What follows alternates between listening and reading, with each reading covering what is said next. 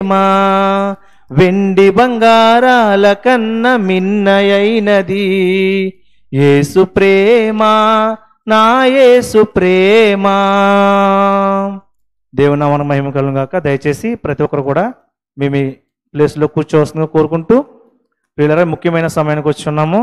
ఇప్పటికే సమయం చాలా అయింది కాబట్టి ప్రతి ఒక్కరు కూడా శ్రద్ధాశక్తితో వాక్యం వినడానికి సిద్ధపడవలసిందిగా కోరుకుంటూ, ఈ యొక్క సమయంలో విలువైన వాక్య సందేశం అందించవలసిందిగా బ్రదర్ ఎస్ విజయరెడ్డి గారికి యొక్క సమయాన్ని అప్పగిస్తున్నాం.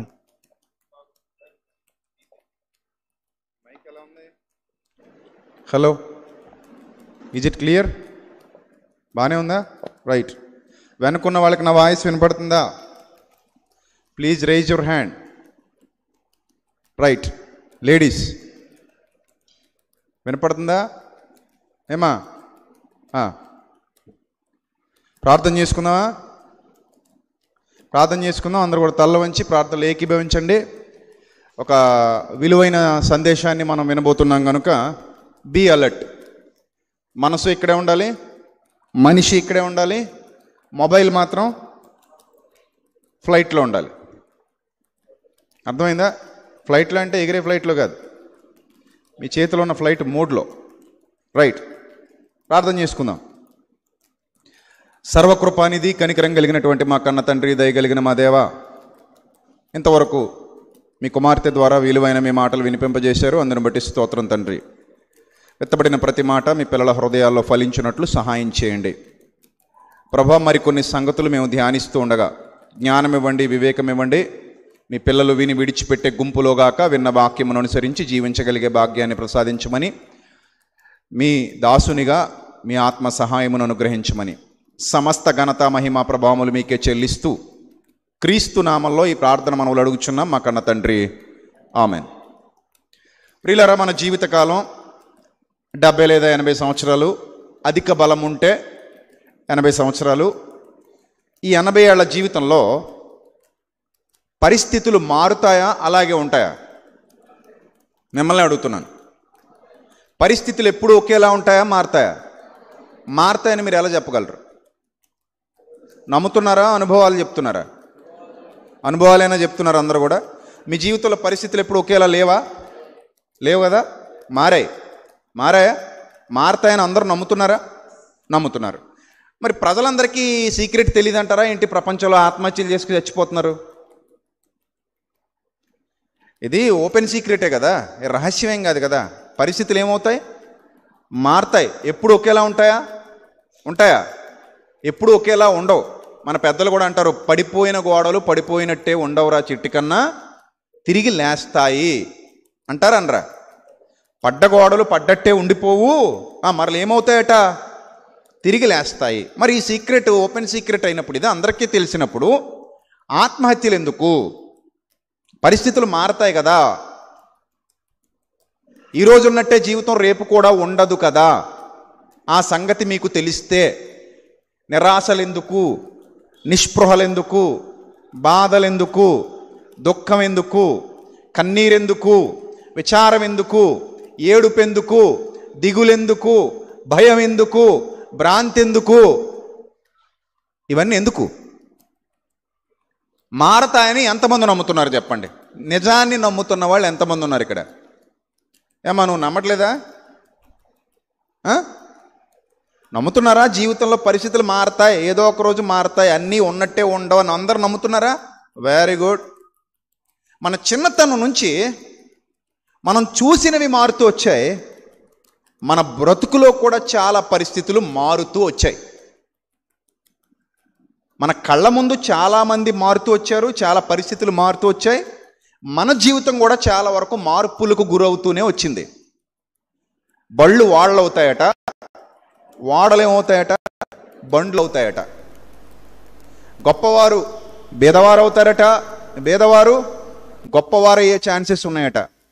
ఆరోగ్యవంతుడు అనారోగ్యవంతుడు కావచ్చు, అనారోగ్యవంతుడు మరలా ఆరోగ్యవంతుడు కావచ్చు. నష్టపోయినవాడు లాభపడవచ్చు, లాభపడ్డవాడు నష్టపడవచ్చు. పడిపోయినవాడు నిలబడవచ్చు, నిలబడినవాడు పడిపోవచ్చు.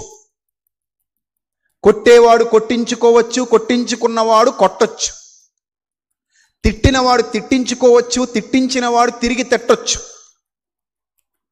పామే కర్రవచ్చు, కర్రే పామై కాటేయొచ్చు, ఏమో గుర్రం ఎగరావచ్చు, ఏదైనా జరగవచ్చు. So it's a mysterious life. It's a mysterious life. మనకి ఫ్యూచర్ గురించి ఏం తెలీదు. We don't have about anything. What is the future? We don't have any information. What is the future? We don't know about anything for the future. This is the truth. ఇది నీకు బాగా అర్థమైతే మరి ఎందుకు మనకి బెంగ, మనకెందుకు విచారం, మనకెందుకు దిగులు? రాబోయే మార్పు కోసం ఓపికతో ఎదురు చూడాలి కదా. చూడాలా వద్దా? చూడాలి. ప్రియులారా, మీరు ఒక్కటే గుర్తుపెట్టేసుకోండి, బండ గుర్తు. ఈరోజు ఉన్నట్టు రేపు ఉండదు, రేపు ఉన్నట్టు ఎల్లుండి ఉండదు. మన శరీరం కూడా రకరకాల మార్పులకు గురి అవుతూ ఉంటుంది. ఈరోజు బట్టగుండుతో ఉన్న వాళ్ళందరూ ఒకప్పుడు ఉంగరాల జుట్టు కలిగిన వాళ్ళు అయి ఉండొచ్చు. ఏమంటే అవునా కదా? ఈరోజు ఉంగరాల జుట్టు ఉన్నవాడు రేపు బట్టగుండు అవ్వచ్చు,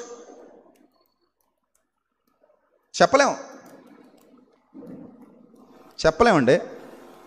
ఈరోజు ఉద్యోగం లేదని ఏడుస్తున్నామేమో రేపు ఉద్యోగం రావచ్చు. ఈరోజు ఉద్యోగం ఉందని వెర్రవీగుతున్నామేమో అది ఊడిపోవచ్చు. రెండూ జరగవచ్చు.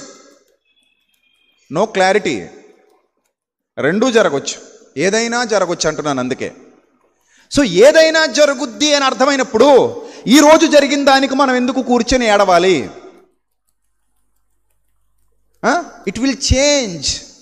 It will change.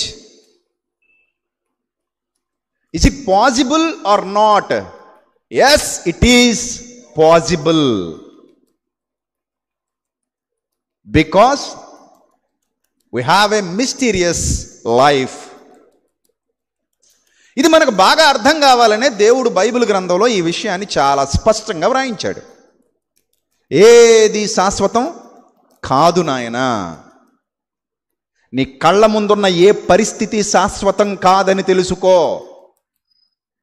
బాల్యం పోతే యవ్వనం వచ్చింది, యవ్వనం పోతే వృద్ధాప్యం వచ్చింది, వృద్ధాప్యంలో నువ్వు పోతే నిత్య జీవితం వస్తుంది.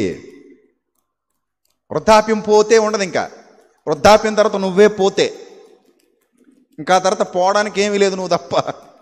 సో నువ్వే పోతే అయితే నిత్య జీవితం వస్తుంది, లేదంటే నిత్య వేదనకి వెళ్ళిపోతావు. So it will change. Life అనేది రకరకాల మార్పులకు గురవుతూ ఉంటుంది. కష్టాలు, కన్నీళ్ళు, ఒడిదుడుకులు, ఇబ్బందులు, సుఖాలు, దుఃఖాలు, సంతోషాలు, ఆనందాలు, వేదనలు, శోధనలు, బాధలు, కన్నీళ్ళు, కరువులు, ఆశీర్వాదాలు, దీవెనలు, బాధలు, దుఃఖాలు, ఇలా రకరకాల మార్పులకు గురవుతూ, ఎండాకాలం పోయాక వానాకాలం వచ్చినట్టు, వానాకాలం పోయాక శీతాకాలం వచ్చినట్టు, మరలా శీతాకాలం పోయిన తర్వాత మరలా ఎండాకాలం పలకరించినట్టు రకరకాల చేంజెస్ లైఫ్లో కూడా కనబడుతూ ఉంటాయి. ఏది పర్మనెంట్ కాదు. All are temporary. All are temporary.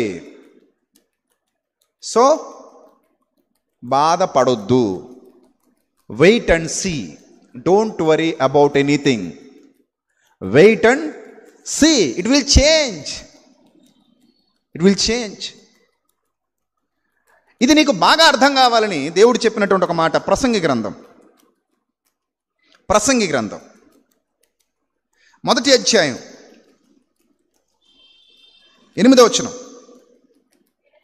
ప్రసంగి గ్రంథం 1వ అధ్యాయం 8వ వచనం. ఎడతెరిపి లేకుండా సమస్తము జరుగుచున్నది, మనుష్యులు దాన్ని వివరింపజాలరు. చూచుట చేత కంటికి తృప్తి లేదు, వినుట చేత చెవికి తృప్తి లేదు. అసలు మునుపు మీద ఉండబోతుంది, మునుపు జరిగిందే జరగబోతుంది. సూర్యునికి నూతనమైనది లేదు, నూతనమైనదని ఒక దాని గురించి ఒకడు వచ్చి చెప్తాడు. అది కూడా మాకు ముందున్న తరములలో పూర్వ జ్ఞాపకానికి కారు, పుట్టబోయే జ్ఞాపకం తర్వాత వారికి కలగదు. ఇది లైఫ్ అంటే సింపుల్గా. నేను ఎప్పుడు చెప్తూ ఉంటాను కదా, నాకు బైబిల్లో అత్యంత ఇష్టమైన పుస్తకం, ఎన్నిసార్లు చదివినా బోరు కొట్టని పుస్తకం, ఇంకా పదే పదే చదవాలనిపించే పుస్తకం ప్రసంగి గ్రంథం మాత్రమే. అంటే మిగిలిన ఇష్టం లేదా అంటే ఇష్టం లేదని కాదు, కానీ I like it very much. అర్థమైందా? I like it very much. పళ్ళన్నిట్లో ఏ పళ్ళు ఇష్టం అయ్యా అంటే నాకు మామిడి పండు ఇష్టం, నెక్స్ట్ సపోటా ఇష్టం, ఆ తర్వాత సీతాఫలం ఇష్టం. అంటే మిగిలిన పళ్ళు ఇష్టం ఉండవా అంటే నాకు నా ప్లేసులో ఉన్నాయి. సో అలా నీకు అట్టిపండు కావచ్చు, లేకపోతే ఇంకా ఉన్నాయి కదా పళ్ళు, కమలాఫలం కావచ్చు, లేకపోతే ఇంకేదైనా కావచ్చు. ఐ లైక్ ఫలోమ్కా రాజా ఆమ్. సో నాకు ఇష్టం మామిడి పళ్ళు. సీజన్ వచ్చిందంటే అలా పోతుంటాయి. భోజనం మానేసి మరి మామిడి పళ్ళు తింటూ ఉంటాను నేను. సీతాఫలాలు, సపోటాలు I like it very much. మిగిలిన వాటి మీద అంత కాన్సన్ట్రేషన్ ఉండదని కాదు, ఎప్పుడైనా అప్పుడప్పుడు తింటూ ఉంటాను. కానీ బైబిల్లో కూడా మిగిలిన పుస్తకాలన్నీ నాకు ఇష్టమే, చదువుతాను. కానీ అత్యంత ఇష్టమైన పుస్తకం ఏదంటే ప్రసంగని టక్కుని చెప్తాను. ఎందుకంటే నా లైఫ్లో అనేక రకాల చేంజెస్ రావడానికి ఈ పుస్తకమే కారణమైంది. చాలాసార్లు చదువుకున్నాను, చాలా సందర్భాల్లో చదువుకున్నాను, ఎప్పటికీ చదువుకుంటూనే ఉంటాను. కానీ నాకు ఎప్పుడు బోరు కొట్టదు, ఇంకా కొత్తగా నాకు ఏదో నేర్పిస్తూనే ఉంటుంది. మీకు బిర్యానీ బోరు కొట్టనట్టు నాకు ప్రసంగి బోరు కొట్టదు. బిర్యానీ ఎవరికైనా బోరు కొట్టద్దా? ఈరోజు తిని రేపు తినకుండా ఉంటావా? ఒక వారం తర్వాత మొన్ననే తిన్నానండి వారం కిందట ఎవరైనా అంటారా? అస్సలు అనరు. వారం తర్వాత మళ్ళీ ఆ వాసన ముక్కులోకి వచ్చినా నోట్లో ఏమూరుతాయి, అంతే, రసాలు ఊరిపోతూ ఉంటాయి కదా. ఇన్ ద సేమ్ వే ప్రసంగి కూడా అలాంటిదే. బిర్యానీ కంటే టేస్ట్గా ఉంటుంది, మామిడి పండు కంటే తీయగా ఉంటుంది, చాలా రుచిగా ఉంటుంది పుస్తకం ఆత్మీయంగా. సో ఈ పుస్తకంలో దేవుడు చెప్తున్నటువంటి విషయాలు చాలా స్పష్టంగా ఉంటాయి. నీ జీవితాన్ని కళ్ళ ముందు అలా నిలబెట్టేస్తాయి. నీ జీవితం ఇదిరా బిడ్డ అని మనకు నేర్పిస్తాయి. సో ఈ పుస్తకంలో 10వ వచనం 2వ అధ్యాయం 2వ అధ్యాయం ప్రసంగి గ్రంథం 10వ వచనం. నా కన్నులు ఆశించిన వాటిలో దేనిని అవి చూడకుండా నేను అభ్యంతరం చేయలేదు. చూసుకున్నంత చూసుకో అన్నాడట ఆ కళ్ళని. నువ్వు ఏం చూస్తావో అవి చూసేసుకో, నీ ఓపిక, నీ ఇష్టం, నీ కోరిక తీరేంత వరకు, నువ్వు తృప్తి పొందేంత వరకు చూసుకో అని కన్నుల్ని కట్లిప్పి మరీ వదిలేశాడట. ఎవరు? మహానుభావుడు. కన్నుల కట్లిప్పేశాడు. కన్నులు కట్లిప్పేశాడంటే చిరుతపుల కంటే ప్రమాదం. అది చాలా వేగవంతంగా ఉంటాయి. సో అతని కన్నులను అలా తృప్తి పొందమని వదిలేశాడు. తిరుగుతున్నాయి కళ్ళు. మరియు నా హృదయము నా పనులన్నిటిని బట్టి సంతోషింపగా సంతోషకరమైనదేదియు అనుభవించకుండా నేను నా హృదయాన్ని నిర్బంధించలేదు. హృదయానికి కూడా కట్లిప్పేశాడట. కట్టలేదట. హృదయాన్ని ఏం చేయలేదు? కట్టలేదు. మీ హృదయమును కట్టుకొనుడి అంటాడు ఆయనేమో.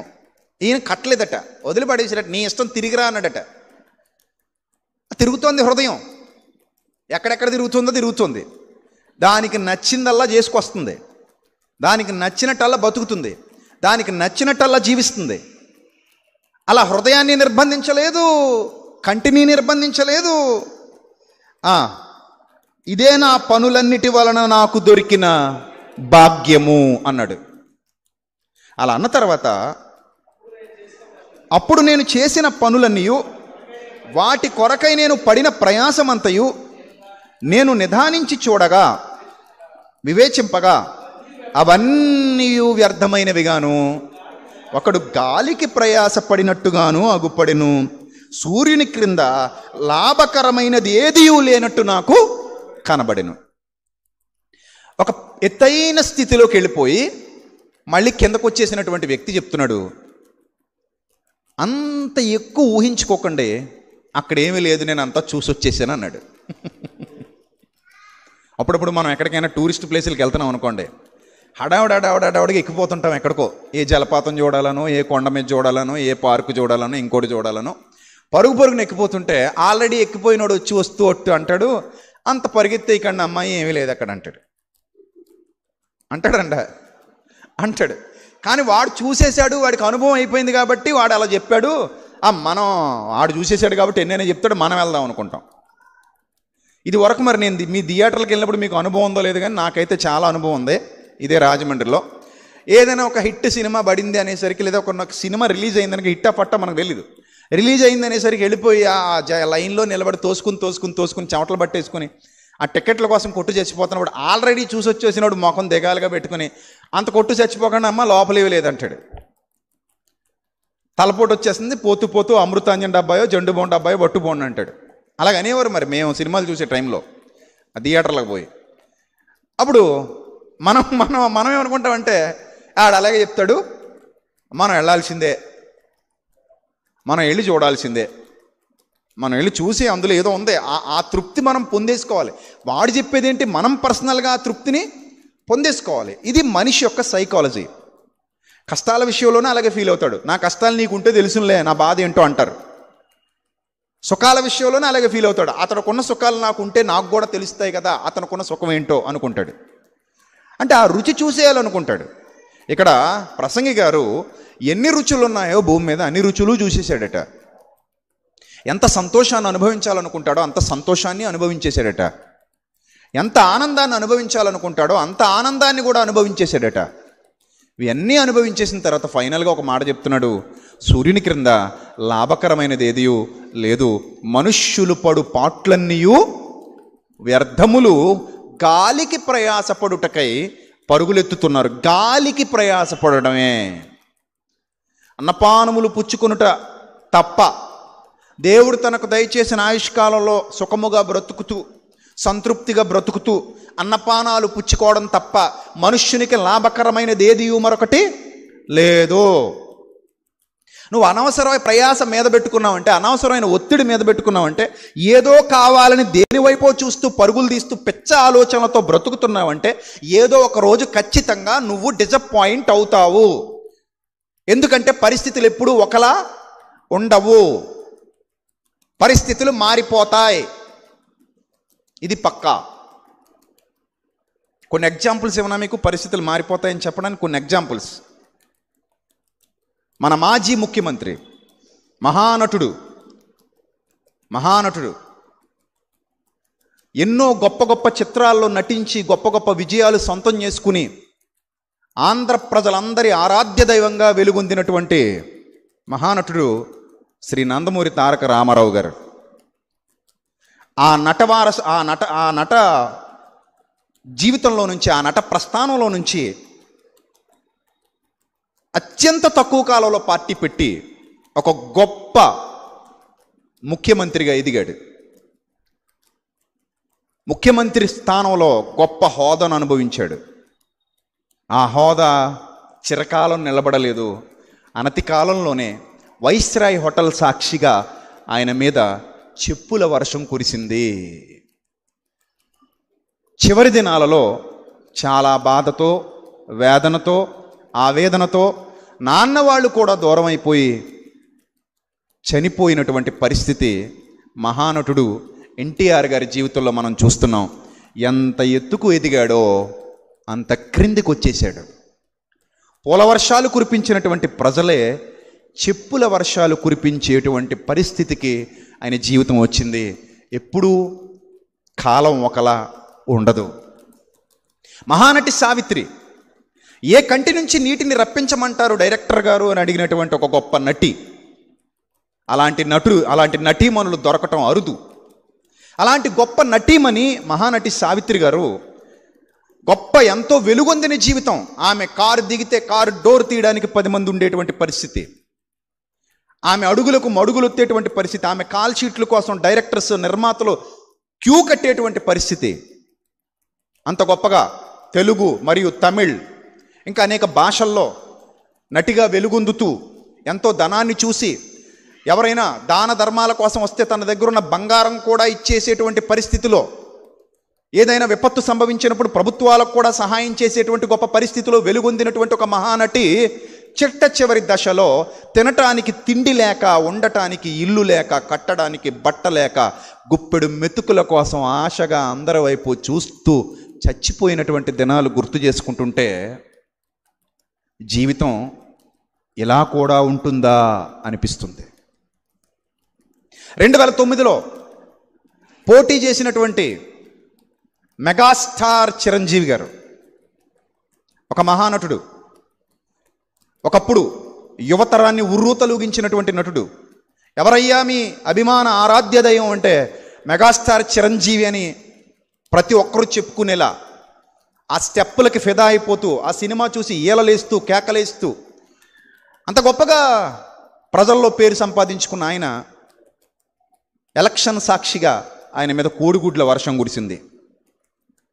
నేను ఇక సినిమాలు చెయ్యను, రాజకీయాలకే నా జీవితం అంకితం చేస్తున్నానని చెప్పుకున్నటువంటి వ్యక్తి చిట్ట చివరిగా రాజకీయాల నుంచే నిష్క్రమించాల్సినటువంటి పరిస్థితి, మరలా ఏ సినిమా అయితే ఆయన ఎత్తుకు తీసుకెళ్ళిందో ఆ సినిమాలోనికే వచ్చేసినటువంటి పరిస్థితి. ఎప్పుడు కాలం ఎవరిని ఎక్కడ నిలబెడుతుందో ఎవరికి తెలీదు. 1978లో మన మాజీ ప్రధాని ఇందిరాగాంధీని సాక్షాత్తు పార్లమెంటే కంటెంట్ ఆఫ్ హౌస్ కింద అరెస్ట్ చేసింది. ఒక గొప్ప స్థితిలో ఉన్నటువంటి ఆమె అరెస్ట్ అయ్యింది అంటే ఎంత బాధాకరం. చివరికి అంత గొప్ప హోదా అనుభవించినటువంటి ఇందిరాగాంధీ, అంత గొప్ప స్థితిలో ఉన్నటువంటి ఇందిరాగాంధీ తూట్లుగా దేహం అంతా కాల్చివేయబడి ఒక నాద శవంలా పడిపోయింది అంటే, అలాంటి ఎండింగ్ ఆమె జీవితంలోకి వచ్చింది అంటే ఎప్పుడూ కూడా కాలం ఒకలా ఉండదు. మహామేధావి, బహుభాషా కోవిదుడు, మహాపండితుడుగా పేర్గాంచిన వాడు, దాదాపు అనేకమైన భాషలు అనర్గళంగా మాట్లాడగలిగినటువంటి వ్యక్తి మన మాజీ ప్రధాని పివి నరసింహారావు గారు 420 కేసులో అరెస్ట్ అవ్వాల్సి వచ్చింది. ఎన్నో నిందలు ఎదుర్కోవాల్సి వచ్చింది, వివాదాలు చుట్టుముట్టాయి. గొప్పగా బ్రతికినటువంటి ఆయన చిట్ట చివరికి దహన సంస్కారాలు కూడా సరిగా జరగక, శవం కూడా సరిగా కాలని పరిస్థితుల్లో ఆయన జీవితం ముగిసిపోయింది అంటే కాలం ఎప్పుడూ ఒకలా ఉండదు. అర్థం చేసుకోండి. ఎంతో గొప్ప స్థితిలో ప్రజల చేత ఎన్నుకొనబడి అత్యధిక మెజార్టీతో గెలుపొందినటువంటి ఆంధ్ర ప్రజల ఆరాధ్య సీఎం వైఎస్ రాజశేఖర్ రెడ్డి గారు 108 స్థాపించి ప్రజల గుండెల్లో కొలువైపోయాడు. ఆరోగ్యశ్రీ పథకాన్ని ప్రవేశపెట్టి ప్రజల గుండెల్లో కొలువైపోయాడు. ఎంతోమంది ఇప్పటికీ ఆయన పేరు చెప్పుకుంటారు, అంత గొప్పగా బతికాడు ఆయన. అలాంటి ఆయన హెలికాప్టర్ ప్రమాదంలో ఆయనకు దహన సంస్కారాలు చేయడానికి కూడా శవం దొరకనంత స్థితిలో ముక్కముక్కలుగా ఈ లోకాన్ని విడిచిపెట్టి వెళ్ళిపోవడం ఎంత దిగ్భ్రాంతికరం, ఎంత బాధాకరం మీరు ఆలోచించండి. ఆయన కుమారుడు వైఎస్ జగన్మోహన్ రెడ్డి ఈరోజు మన ముఖ్యమంత్రిగా కొనసాగుతున్నారు. కానీ 16 నెలలు జైలు జీవితం అనుభవించి ఎంతో వేదనకు గురయ్యాడు, ఎంతో బాధకు గురయ్యాడు, ఎన్నో అవమానాలు పొందుకున్నాడు. కాలం ఎప్పుడు ఒకలా ఉండదు, పరిస్థితులు ఎప్పుడు ఒకలా ఉండవు. తమిళనాట ఎంతో క్రేజ్ సంపాదించుకున్నటువంటి గొప్ప నటి, అమ్మగా పిలువబడినటువంటి నటి జయలలిత. అలాంటి గొప్పగా పేరు ప్రఖ్యాతులు సంపాదించుకున్న ఆమె అసెంబ్లీ సాక్షిగా వ్యవస్థ అయిపోయింది. జుట్టు ఓడదీసి మరలా బయటికి పంపిస్తే నేను జుట్టు ముడేను ఈ అసెంబ్లీకి వచ్చేంతవరకు అని శపథం చేసింది. అన్నట్టుగానే మరలా అసెంబ్లీలో అడుగు పెట్టింది. చివరికి ముఖ్యమంత్రి అయి కూర్చుంది. తమిళ ప్రజల గుండెల్లో కొలువొందింది. ఆ తర్వాత ఆమె కూడా కొన్ని కుంభకోణాల కేసుల్లో ఇరుక్కొని జైలు జీవితం గడపాల్సి వచ్చింది. పదవి లేకుండా చిట్ట చివరికి ఎలా చనిపోయిందో మనందరికీ తెలుసు. పదవిలో ఉన్నా కూడా ఎన్ని ఇబ్బందులు ఎదుర్కొందో మనకు తెలుసు. ఆమె కూడా ఈ లోకాన్ని విడిచిపెట్టి వెళ్ళిపోయింది. ఇలా ఎంతమంది గురించి మనం మాట్లాడుకుందాం. ది గ్రేట్ అలెగ్జాండర్ ప్రపంచాన్ని జయించాలన్న ఏకఛత్రాధిపత్యంతో ప్రపంచాన్ని గుప్పెట్లో పెట్టుకోవాలనుకున్నటువంటి ది గ్రేట్ అలెగ్జాండర్ ఒకప్పుడు మహర్దశ నడిచింది. ఆ తర్వాత చెట్ట చివరిగా దోమకాటుకు గురై చచ్చిపోయాడు.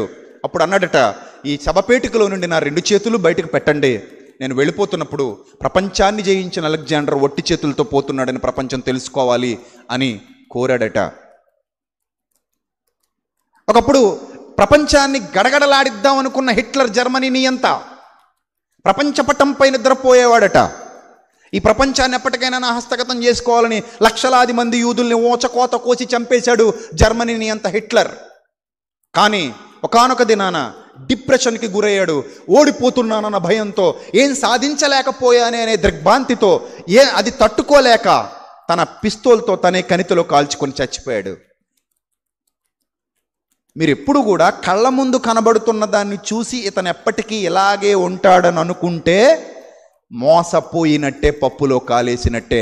కాలం, ఆ కాల ప్రవాహంలో ఆ కాలచక్రం తిరుగుతూ ఉన్నప్పుడు ఎవరు ఎక్కడ ఎప్పుడు ఎలా మారిపోతారో ఎవరికి తెలీదు. ఇవన్నీ పచ్చి నిజాలు. మీరు వింటున్నవన్నీ పచ్చి నిజాలు, మీరు చూస్తున్నవన్నీ పచ్చి నిజాలు. అందుకే బైబిల్ గ్రంథంలో వీటి గురించి చాలా చాలా విషయాలు, ప్రసంగి గ్రంథంలో చాలా విషయాలు రాయించాడు దేవుడు. చాలా విషయాలు రాయించాడు. ఏది శాశ్వతం కాదు నాయన. ఒకప్పటి ముఖ్యమంత్రిగా వెలుగొందుతూ 2 తెలుగు రాష్ట్రాలకి గొప్ప స్థితిలో గొప్ప వైభవాన్ని అనుభవించినటువంటి చంద్రబాబు నాయుడు గారు, ఆయన అపాయింట్మెంట్ కోసం 15 ఏళ్ల క్రిందట గుమ్మం బయట కేసీఆర్ గారు ఎదురు చూస్తూ నిలబడ్డాడంటే మీరు నమ్మగలరా? ఆయన అపాయింట్మెంట్ దొరికేది కాదు. ఎవరు అపాయింట్మెంట్ కోసం? చంద్రబాబు నాయుడు గారు అపాయింట్మెంట్ కోసం కేసీఆర్ గుమ్మం బయట నిలబడ్డాడు. ఈరోజు తెలంగాణకి తిరిగిలేని ముఖ్యమంత్రి కూర్చున్నాడు. ఆయన అపాయింట్మెంట్ కోసం ఈయన నిలబడాలి. కాలం అలా కూడా మారద్దు బిడ్డ. ఎప్పుడు ఎలా మారద్దో చెప్పలేం. ఎన్డీఏ ప్రభుత్వం అధికారంలో ఉండగా ఎన్డీఏలో సముచిత స్థానంలో ఉన్నటువంటి చంద్రబాబు నాయుడు అపాయింట్మెంట్ కోసం 15 ఏళ్ల క్రిందట ఈ రోజున్న ప్రధానమంత్రి మోదీ వేచి చూశాడు అంటే మీరు నమ్మగలరా? 15 ఏళ్ళు గిర్రును తిరిగాయి. ఇప్పుడు ప్రధానమంత్రి కూర్చున్నాడు. ఆయన అపాయింట్మెంట్ కోసం ఈయన నిలబడాల్సినటువంటి పరిస్థితి వచ్చింది. ఒకప్పుడు గొప్ప సీఎం, అభివృద్ధి 2020 విజన్ ఉన్న నాయకుడు, జన్మభూమి అది ఇది అంటూ గొప్పగా పలికిన చంద్రబాబు నాయుడు గారు మొన్న జరిగినటువంటి ఎలక్షన్లో ఘోర పరాభవాన్ని రుచి చూడడం, ఆ తర్వాత మీడియా సాక్షిగా బోరున ఏడవడం. అసలు ఊహించలేదు అలా ఏడుస్తారని. అంత పెద్ద ఆయన. అంతే టైం. ఎప్పుడు ఎవరు ఎక్కడ ఎలా కూర్చుంటారో, ఎప్పుడు ఎవరి జీవితం ఎలా మారబోతుందో, ఎవరు ఏ స్థానానికి వెళ్ళిపోబోతున్నారో, ఎవరు ఏ స్థానంలో నుంచి పడిపోబోతున్నారో, ఎవరు గొప్పవాళ్ళు కాబోతున్నారో, ఎవరు భేదవాళ్ళు కాబోతున్నారో ఎవరికి తెలీదు. ఆంధ్ర బిల్ గేట్స్గా పేరొందినటువంటి సత్యం రామలింగరాజు గారు 4 సంవత్సరాల జైలు జీవితం గడపాల్సినటువంటి దుస్థితి ఏర్పడింది. అతనుకున్న పరువంతా పోయింది. Vijay Mallya Kingfisher, king అని చెప్పుకున్నాడు. కింగ్ అందగత్తెలతో బికినీలతో హాట్ పోజులు ఇస్తుంటే వాళ్ళను పట్టుకొని ఫోటోలకు పోజులు ఇచ్చేటువంటి శృంగార పురుషుడిగా పేరుగాంచిన వాడు విజయ్ మాల్యా. దేశం కాని దేశంలో తలదాచుకుంటూ పోలీసులు వేటాడుతుంటే పరుగులు తీస్తూ దేశం వదిలి వెళ్ళిపోవాల్సినటువంటి దుస్థితికి దిగజారిపోవడం మీ కళ్ళతో మీరు చూడలేదా? ఎదిగిన వాళ్ళను చూస్తున్నాం, పడిపోయిన వాళ్ళని చూస్తున్నాం, గొప్పోళ్ళను చూస్తున్నాం, భేదోళ్ళను చూస్తున్నాం, గొప్ప స్థితికి వెళ్ళాలనుకుంటున్న వాళ్ళని చూస్తున్నాం, అదో స్థితికి దిగజారిపోయిన బ్రతుకుల్ని కూడా చూస్తున్నాం. అందుకే గుర్తుపెట్టుకోండి, ఈ రోజున్న ఈ చప్పట్లు నిరంతరం వినబడవు నాయన. ఈరోజు వేస్తున్నటువంటి ఈ దండలు నిరంతరం మొయ్యలేవు నాయన. ఈరోజు జేబులో ఉన్నటువంటి డబ్బులు రోజు నీ దగ్గర ఉండవు నాయన. ఈరోజున్న ఆస్తులు రోజు కనబడవు నాయన. అలాని ఈరోజున్న దుఃఖాలు శాశ్వత కాలం ఉండవు. ఈరోజున్న కన్నీళ్లు శాశ్వత కాలం ఉండవు. ఎప్పుడు పరిస్థితి ఎలా మారిపోబోతుందో ఎవరికీ తెలీదు. యోసేపు ఒకప్పుడు బేదోడు, ఏమీ లేని స్థితిలో ఉన్నాడు. అన్నల చేత అమ్మివేయబడి కూలి పనికి పోతిఫర్ ఇంట్లో బతుకుతున్నాడు. కూలోడు. ఇప్పుడు కూలోడు. ఈ కూలోడు ఐగుప్తు దేశానికి ప్రధానమంత్రి అవుతాడని ఎవడని ఊహించాడా? ఒక కూలోడు ఐగుప్తు దేశానికి ప్రధానమంత్రి అయి కూర్చున్నాడు. కాలం ఇప్పుడు ఒకలా ఉండదు, మారిపోద్ది. ఒకప్పుడు ఎద్దుల బండి మీద ప్రయాణం చేసుకుంటూ వెళ్ళాడట మద్రాసు పట్టణానికి ఒక ఆయన. అలా ఎద్దుల బండి మీద ప్రయాణం చేసుకుంటూ వెళ్ళినాడు. పెద్ద కంపెనీ స్థాపించి ఈరోజు 100 మందికి ఉద్యోగాలు ఇచ్చి నడిపిస్తున్నాడు. ఒకప్పుడు చిన్న స్థాయిలో బతికేవారు. ఈరోజు వాళ్ళ కొడుకులు అంబానీలు దేశాన్ని వెళ్తున్నారు పారిశ్రామిక రంగాల్లో. చెప్పలేం. మీరు రిక్షా దొక్కోవచ్చు, మీ పిల్లలు ఐఏఎస్ ఆఫీసర్లు అవ్వచ్చు. మీరు ఐఏఎస్ ఆఫీసర్లు అవ్వచ్చు, మీ పిల్లలు రిక్షా దొక్కోవచ్చు. చెప్పలేం. సో కాబట్టి ఏం చేద్దామండి ఇదంతా విన్న తర్వాత? ఏం చేద్దాం అనిపిస్తుంది ఇదంతా విన్న తర్వాత? పరిస్థితులు ఎప్పుడు ఒకలా ఉండవన్న చేదు నిజాన్ని జీర్ణించుకోవాలి ఫస్ట్. నేనింతే, నా బతుకింతే, ఇలాంటి పెచ్చ మాటలు ఎప్పుడు చెప్పకు. నా జీవితం ఇంతే, నేను బాగుపడేది లేదు, ఇంకా నేను ఎప్పుడు ఇలాగే ఉండిపోతాను, ఇంకా నా తరతరాల బతుకంతా ఇలాగే ఉంటుందని నువ్వు ఎప్పుడైనా చెప్పావంటే నువ్వు ఒక అజ్ఞానివి అని అర్థం. లైఫ్లో ఎప్పుడు ఎలాంటి మార్పులు సంభవిస్తాయో ఎవ్వరికి తెలీదు. అవమానాలనే పూలదండలుగా మార్చుకుని ఎదిగిన వాళ్ళు ఉన్నారు. అహంకారాన్ని కంఠాభరణంగా ధరించి అడుక్కు తింటూ పోయిన వాళ్ళు కూడా ఉన్నారు. నెబుకద్నెజర్ అనే వాడి చేత దేవుడు గడ్డి తినిపించేశాడు. ఎందుకంటే అహంకారాన్ని కంఠభూషణంగా ధరించాడు, అందుకే అడుక్కు తినే పరిస్థితి తీసుకొచ్చాడు. అది కూడా అన్నం కాదు, గడ్డి. ఇదే అహంకారాన్ని కంఠభూషణంగా ధరించినటువంటి ఒక రాజు, ఇది దైవస్వరమే కానీ మానవస్వరము కాదట. ఇదే స్వరమట, దైవస్వరమే కానీ మానవస్వరం కాదని ప్రజలందరూ పొగుడుతుంటే పొంగిపోయాడు, పురుగులు పడి చచ్చిపోయాడు. అయ్యలారా, మేము కూడా మీ వంటి నరులమే, ఈ దండలు మా మీదేసి ఈ బలులు మాకు అర్పించి మమ్మల్ని అనవసరంగా మీరు దేవుళ్ళను చేయొద్దు, మేమెంత, మా బతుకులెంత, మేము కేవలం క్రీస్తు యేసును ప్రకటిస్తున్న సామాన్య సేవకులం, దయచేసి మమ్మల్ని మీరు మాకు బలుడిచ్చి మమ్మల్ని దేవతలుగా ఎంచకండి అని వాళ్ళని బతిమలాడుకున్నటువంటి అపోస్తలుడైన పౌలు, అతని సహచరులు ఈరోజు దేవుని సన్నిధిలో సంతోషాన్ని, ఆనందాన్ని అనుభవిస్తున్నారు. ధనవంతుడేమో వేదనకరమైన స్థలానికి వెళ్ళాడు, సుఖాల మీద సుఖాలు అనుభవించి. లాజరేమో సంతోషకరమైన స్థితిలోనికి వెళ్ళిపోయాడు, బాధల మీద బాధలు అనుభవించి. కాలచక్రం ఎవరిని ఎప్పుడు ఎక్కడ కూర్చోబెడుతుందో ఎవ్వడికి తెలియదు. ఇన్ని ఆధారాలు మీ కళ్ళ ముందు చూపించిన తర్వాత ఈ ప్రసంగం మీ బ్రతుకులో మార్పు తీసుకురాకపోతే మీరు మానులే తప్ప మనుషులు కాదు. మీరు మానులే తప్ప మనుషులు కాదు. ఇంకెంతకంటే ఘాటుగా ఏ బోధకుడు మీకు చెప్పడు. నేను మమాటము లేని వాడను గనుక ఇటులనే చెప్పెదను, వినిన వారు వినొచ్చు, వినని వారు సర్దుకొని పోవచ్చు. బతిమలాటాలు లేవు. నిజాలు చెప్పేవాడు ఎవరిని బతిమలాట, సత్యాన్ని చెప్పేవాడు ఎవరిని పొగడక్కర్లేదు, ఎవడికి పొర్లు దండాలు పెట్టక్కర్లేదు, ఎవరిని పెయింట్ వేయక్కర్లేదు. సో ఆ స్వభావాలు నా దగ్గర లేవు. మీరు మీ జీవితం అంతా వెతికినా చూడలేరు, చూడరు కూడా, హామీ ఇస్తున్నాను మీకు. సో ప్రసంగి చెప్పిన మాటలు ఇప్పుడు ఒక్కసారి గుర్తు చేసుకోండి. సూర్యుని క్రింద నూతనమైనది ఏదియు లేదు, మనుష్యులు పడుచుండు పాటు అంతటి వలన వారికి కలిగిన లాభమేమి? నిద్రలేని రాత్రులు గడుపుతూ టెన్షన్ టెన్షన్ టెన్షన్ టెన్షన్. ఎందుకురా నాయన అంత టెన్షన్ పడిపోతున్నావు? ఏదో చెయ్యాలి. ఏం చేయాలి? అక్కడికి ఎక్కాలి. ఎక్కడికి ఎక్కాలి? ఎక్కడికి ఎక్కాలరా నాయన? అక్కడికి. సరే, అక్కడికి ఎక్కిన తర్వాత ఏం చేస్తారో నాయన? మళ్ళీ ఇక్కడికి వచ్చేస్తాను. వస్తావా రావా? ఒక ఆయన చెప్తాడు, ఆకాశంలో ఎగిరినా, ఎంతసేపు ఆకాశంలో ఎగిరినా చివరికి నేల మీదే దిగాలరా నాయన అన్నాడట. బాగుంది కదా? ఎంతసేపు ఆకాశంలో ఎగిరినా చివరకు నేల మీదే దిగాలరా నాయన.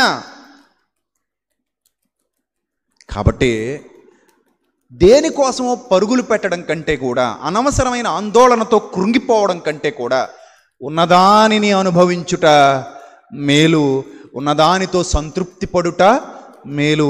కళ్ళ ముందున్నదాన్ని ఆనందించకుండా, కళ్ళ ముందున్నదాన్ని ఆస్వాదించకుండా ఏదో లేదని ఏడుపు ఎందుకయ్యా? ఏడుపుతో సాధించేదేముందయ్యా?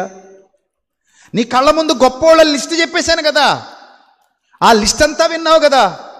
ఆ లిస్ట్లో చాలామంది రోజు భూమి మీద లేరు కదా. ఉన్నారా? లేరు. ఎప్పుడు జీవితం ఏమైపోద్దో ఎవరికి తెలియదు. నటుడు అవ్వాలన్న కోరికతో సినిమా ఆఫీసుల చుట్టూ, స్టూడియోల చుట్టూ ఫోటోలు పట్టుకొని యాక్టింగ్లు చేసుకుంటూ తిరుగుతున్నటువంటి ఎందరో నటులు ఉన్నారు. ఇంకా వాళ్ళు నటులు కాలా, కానీ వాళ్ళందరి కోరిక హీరోని అయిపోవాలి, హీరోయిన్ అయిపోవాలి, సినీ రంగాన్ని ఏలేయాలి, జేజేలు కొట్టించుకోవాలి, చప్పట్లు కొట్టించుకోవాలి, దండలు పడాలి, అలా ఇలా ఇలా అలా అనుకుంటున్న ఎందరో ఉండగా మరి పునీత్ రాజ్ కుమార్ గారి పరిస్థితి వాళ్ళకి ఎందుకు కనబడట్లేదు? He's a great hero. He was a great hero. He was a great human being. He was a great dancer. He was a great actor. He born with silver spoon. He was born with silver spoon. మరి అంత గొప్ప వ్యక్తి, అంత గొప్ప నటుడు, అంత గొప్ప మంచి మనిషి చివరికి కుప్పకూలిపోయి తన స్టార్డమ్ అంతా విడిచిపెట్టి మట్టిలోకి వెళ్ళిపోలేదా? ఈరోజు ఆయన జీవితం ఎక్కడుంది భూమి మీద? మనుష్యుల హృదయాలలో తప్ప. సో కాబట్టి ఏది మనకి శాశ్వతం కాదు. పేరు శాశ్వతం కాదు, పొగడ్తలు శాశ్వతం కాదు, దండలు శాశ్వతం కాదు, యూట్యూబ్ శాశ్వతం కాదు, లైకులు శాశ్వతం కాదు, కామెంట్లు శాశ్వతం కాదు, ఫేస్బుక్ శాశ్వతం కాదు, వాట్సాప్ శాశ్వతం కాదు, సంఘం శాశ్వతం కాదు, బోధకుడని పిలిపించుకోవటం శాశ్వతం కాదు, పాట పాడితే కొట్టే చప్పట్లు శాశ్వతం కాదు, భలే పాడావక్క అన్న మాటలు శాశ్వతం కాదు, నీలా ఎవరూ పాడలేరక్క, నువ్వు లతా మంగేష్కర్కి చెల్లెలవక్క, అవి శాశ్వతం కాదు, ఫ్యాన్ మీద పేరు రాయించుకుంటే శాశ్వతం కాదు, గడియారం లోపల పేరు రాయించుకున్న శాశ్వతం కాదు. Life is mysterious. దేనికోసం పిచ్చి పరుగులు తీయొద్దు, అదే చెప్తోంది ప్రసంగి గ్రంథం. సౌలు రాజు తన సింహాసనాన్ని నిలబెట్టుకోవడానికి దావీదును చంపాలని పిచ్చి ప్రయత్నాలు చేశాడు. చివరికి బాణం గుచ్చుకుపోయింది, హతుడైపోయాడు. ఆ ఖడ్గాన్ని చివరికి తప్పించుకోలేకపోయాడు. ఆ రథములోనే ప్రాణం విడవాల్సినటువంటి పరిస్థితి ఏర్పడింది. అతని చివరి స్థితి చాలా బాధాకరం కాదా?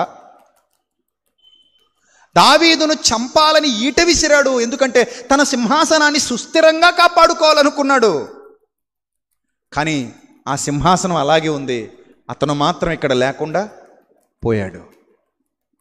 ఇలా ఎన్ని చరిత్రలు చెప్పమంటారు, ఎన్ని చరిత్రలు చెప్పమంటారు?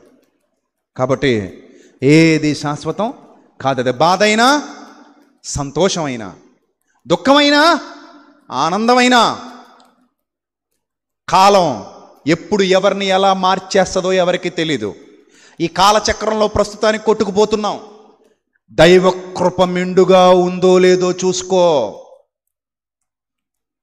దైవ కృప నీ మీద ఉందో లేదో చూసుకో. బ్రతుకు శాశ్వతం కాదు, ఆయుష్కాలం శాశ్వతం కాదు, ఆస్తులు శాశ్వతం కాదు, పిల్లలు శాశ్వతం కాదు, అంతస్తులు శాశ్వతం కాదు, పదవులు, చదువులు, డబ్బు ఏది not permanent, all are temporary.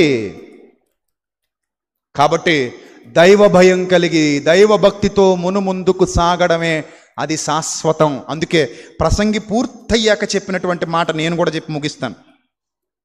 ఇప్పటికే చాలా ఎక్కువ చెప్పేశాను మీకు. ప్రసంగి గ్రంథం 12వ అధ్యాయం 13వ వచనం. ఇదంతా మా అన్నయ్య చెప్తుండగా వినేసిన తర్వాత మా చిన్నన్నయ్య, పెద్దన్నయ్య ప్రసంగి ఆయన ఎప్పుడో చెప్పేశాడు. పెద్దన్నయ్య ప్రసంగి ఎప్పుడో చెప్పేశాడు. ఇప్పుడు మా చిన్నన్నయ్య చెప్తున్నాడు, ప్రసాద్ రెడ్డి అన్నయ్య. ప్రసంగి చెప్పిన మాటలు విన్నాం, ప్రసంగి చెప్పిన మాటలు కాపీ కొట్టి మా ప్రసాద్ రెడ్డి అన్నయ్య చెప్తున్నాడు, అది కూడా విన్నాం. ఇదంతా విన్న తర్వాత తేలిన ఫలితార్థం ఇదే. ఏంటట ఆ ఫలితార్థం? దేవుని యందు భయభక్తులు కలిగి ఉండి ఆయన కట్టడలను అనుసరించి నడుచుచుండవలెను. మానవ కోటికి ఇదే విధి. Be happy. ఈ క్షణం నీకేముందో దాన్ని బట్టి సంతోషించు. ఒకవేళ ఈ క్షణం నిన్ను ఏదైనా బాధిస్తున్నా అది శాశ్వతమని భ్రమించకు. అది మళ్ళీ ఏమైపోద్ది? ఎగిరిపోబోతుంది. నీ పరిస్థితి మారిపోబోతుంది. నమ్ము. ఈ సూత్రాన్ని నీ జీవితంలో అప్లై చేసుకో. ఈ రోజే, today is my day, tomorrow is not my day. Today is mine. Yes, only today is mine, not tomorrow. This is the secret of human life. ఈ సీక్రెట్ నీకు అర్థమైతే be happy, be positive, be faithful in God. అలా ఉన్నప్పుడు నీ జీవితంలో ఏమైనా జరగని స్థితప్రజ్ఞతకు అలవాటు పడతావు. అన్నీ పోయాయ్యా అంటే పోతే పోనేమయ్యా, యెహోవా ఇచ్చెను యెహోవాయే తీసుకొనెను.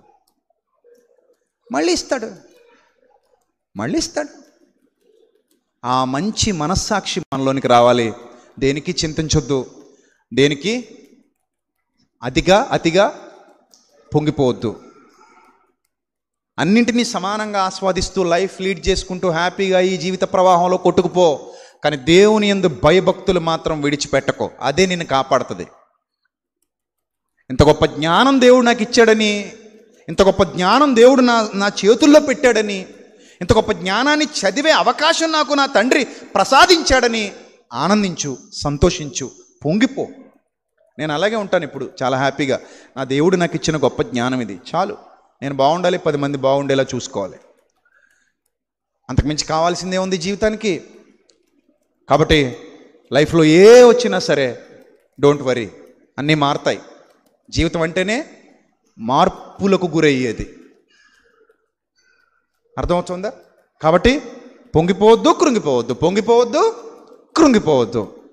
మీడియంగా ఉండు, స్టేబుల్గా ఉండు, దేవుని యందు భయభక్తులు కలిగి ఉండు. తల్లవంచు ప్రార్థన చేసుకుందాం. దయగలిగిన మా తండ్రి, ఇప్పటివరకు విలువైన మీ మాటలు మీ పిల్లలకు ఉపదేశించడానికి సహాయం చేసినందుకు స్తోత్రం ప్రభువా.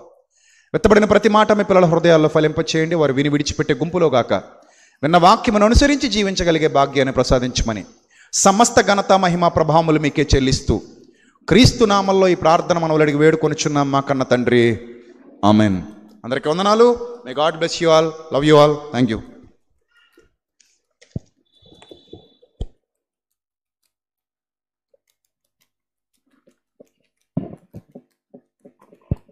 హలో. ఇంతవరకు ఎన్నో విలువైన విషయాలు క్రైస్తవులకు మాత్రమే కాదు, క్రైస్తవేతరులకు అలాగే సమాజంలో ఉన్న ప్రతి ఒక్కరికి ఉపయోగపడే ఎన్నో విషయాలను మనకి బైబిల్ గ్రంథం నుండి చూపించినటువంటి మరి దేవాదేవునికి అలాగే దాని నిమిత్తం వాడబడిన అన్నయ్య గారికి కూడా హృదయపూర్వక వందనాలు చెల్లించుకుంటున్నానండి. ఈ సమయంలో ప్రతి ఒక్కరు కూడా ఈ యొక్క వాక్యాన్ని అర్థం చేసుకుని మరింత బలం పొందారని నేను ప్రేమపూర్వకంగా మిమ్మల్ని తలుస్తున్నాము, నమ్ముతున్నాము. ప్రియులారా, కార్యక్రమం ముందు కొనసాగించుకుందాము. ఈ సమయంలో దేవుని సేవార్థమై కానుకలు సేకరించబడుతున్నాయి కాబట్టి మరి కానుకలు సేకరించే బిడ్డలు సిద్ధంగా ఉండండి. అలాగే ఈ సమయంలో ఒక పాట పాడుకుంటూ కానుకలు సేకరిద్దాము. మన మధ్యలో ఉన్నటువంటి సహోదరులు సత్యబాబు గారు వచ్చి ఒక పాట పాడి వినిపిస్తారు.